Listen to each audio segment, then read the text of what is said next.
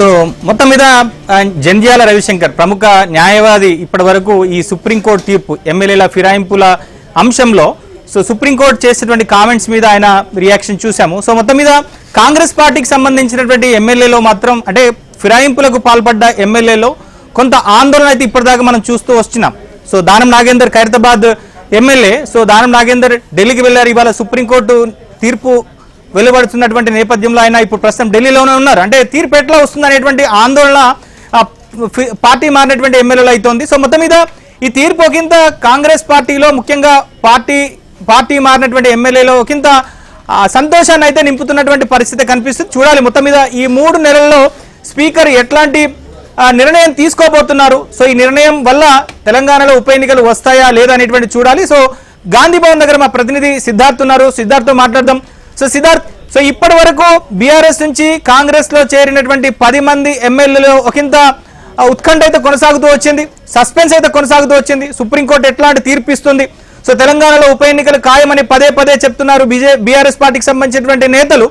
So ఇప్పుడు ఈ నిర్ణయం వల్ల సుప్రీంకోర్టు ఇచ్చినటువంటి తీర్పు వల్ల మళ్ళీ చివరికి ఇటు స్పీకర్ కోర్టులో పడినటువంటి నేపథ్యంలో ఒకంత వాళ్ళలో కొంత టెన్షన్ ఫ్రీ అయినటువంటి పరిస్థితి కనిపిస్తుంది. సో మొత్తం మీద కాంగ్రెస్ నేతలు ఎట్లా ఫీల్ అవుతున్నారు? సో ముఖ్యమంత్రి కూడా గతంలో చెప్పారు ఉప ఎన్నికలు రావు అని చెప్పేసి. సో ఈ ఫిరాయింపు ఎమ్మెల్యేలో ఎట్లాంటి పరిస్థితి ఉంది? సో ఓవరాల్ గా కాంగ్రెస్ పార్టీ ఈ తీర్పు పట్ల ఎట్లా రియాక్ట్ అవుతుంది? Thank you Naveen. బీఆర్ఎస్ పార్టీకి సంబంధించినటువంటి నాయకులు సుప్రీంకోర్టుకు వెళ్ళినటువంటి సందర్భంలోనే కాంగ్రెస్ పార్టీ చాలామంది న్యాయ నిపుణులతో చర్చించింది. అసలు ఒకవేళ సుప్రీంకోర్టు ఎలాంటి డైరెక్షన్స్ ఇస్తుంది, వాళ్ళ డైరెక్షన్స్ ప్రకారం పార్టీ ఏం చేయాలి, ప్రభుత్వం ఏం చేయాలి, ఈ అంశానికి సంబంధించి చర్చోపచర్చలు చేశారు.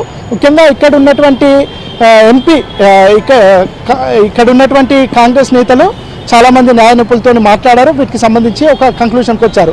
అయితే అప్పటి నుంచి ఎమ్మెల్యేలు చాలా ఓపెన్ మైండెడ్గానే ఉన్నారు. ఒకవేళ సుప్రీంకోర్టులో ఎలాంటి తీర్పు వచ్చినా దాన్ని మేము శిరసా వహిస్తాం, ఒకవేళ మమ్మల్ని డిస్క్వాలిఫై చేసినా మళ్ళీ ఎన్నికలకు వెళ్తాం, ఖచ్చితంగా కాంగ్రెస్ టికెట్ మీద పోటీ చేస్తాం, కాంగ్రెస్ నుంచి ఖచ్చితంగా గెలుస్తామనే ఒక ఆశాభావాన్ని వ్యక్తం చేస్తున్నారు.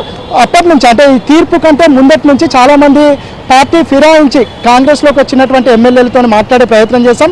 వాళ్ళు వివిధ కార్యక్రమాలతో కొంతమంది నియోజకవర్గాల్లోని కొంతమంది తమ సొంత పని మీద వివిధ ప్రాంతాల్లో ఉన్నారు. వాళ్ళు డైరెక్ట్ మాట్లాడలేకపోయినా వాళ్ళ ఒపీనియన్స్ని అయితే ఏబిఎన్తో పంచుకున్నారు.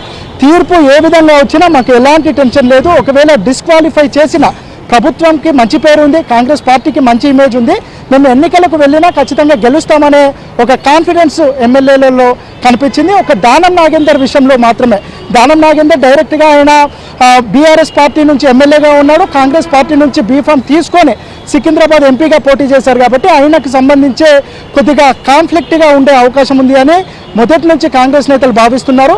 అయితే దానం నాగేందర్ కూడా ఇటీవల కాలంలో ఒక 10-15 రోజుల కిందనే ఈ సుప్రీంకోర్టులో తీర్పు కంటే ముందే తాను ఏం చేస్తే బాగుంటుందని తన అనుచరులతోని తన మద్దతుదారులతోని న్యాయ నిపుణులతోని చాలా సందర్భంలో చర్చించారు. ఒకవేళ తీర్పు కంటే ముందే తాను రిజైన్ చేసి మళ్ళీ ఎన్నికలకు అయితే ఇప్పుడు ఆల్రెడీ జూబ్లీ హిల్స్ ఉప ఎన్నిక జరగనుంది.